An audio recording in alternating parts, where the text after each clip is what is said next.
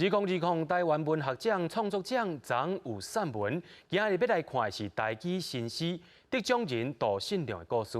这回得奖的台语诗号做《你留伫桌仔顶的纸条仔》，描写着翻送中爸爸对查某囝的抗争，感觉真钦佩故事。咱也做伙来看杜信良对传承母语的坚持。我希望讲会当互更较侪人理解讲语言啊、政治啦。 甲咱的未来其实是某种程度是合做伙的物件，迄是无法度分开的。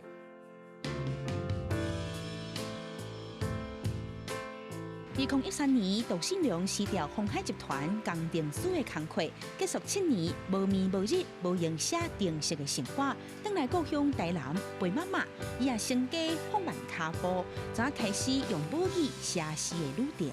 2013年开始，差不多年底开始写台语课，尾啊拢逐当拢参加文学奖，袂输感觉心内有话无通透安尼，啊，就是想要一直写安尼，一直写安尼。杜信良对母语出发，因若写诗、写散文，伊也写歌词。我敢若点点头咧咧。 惊人甲阮去笑口水，啊哈，有魂无体，心肝切。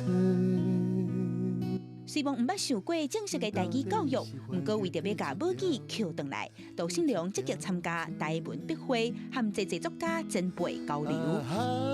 我无做。 去年，杜信良因为听到香港朋友的查某囝伫咧翻送中的抗争遭遇不幸，全过身，伊就甲香港少年人争取自由理想的姿势，写做这条号做《你留伫桌仔顶的纸条仔》台文诗，这也是今年台湾文学奖创作奖台语新诗类的头名。家己嘛有查某囝嘛，2个查某囝，啊看电视啊，佮朋友诶查某囝发生这款的代志。 是感觉讲足艰苦啦，啊，因为香港人无法度家己做决定嘛，问题是咱台湾人阁有法度做决定。啊，我是想讲，我有这个义务去甲这种代志写了。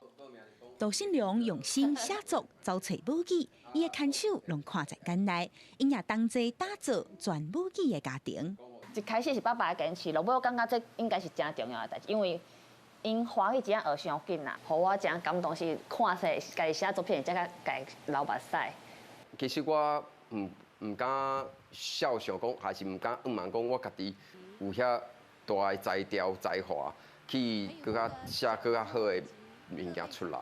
对我来讲，我上大的愿就是讲，我会当互我的查某囝继续讲家己的母语，安尼我感觉这就是我上好的作品啊。 杜信良甲对生命的觉醒、甲追求，变做一条搁一条的台语诗，打动读者的心肝影。伊也望未来妈妈的月纪袂乌云大雾，会当有云开天青的迄一日。记者阿敏金陈老师台南报道。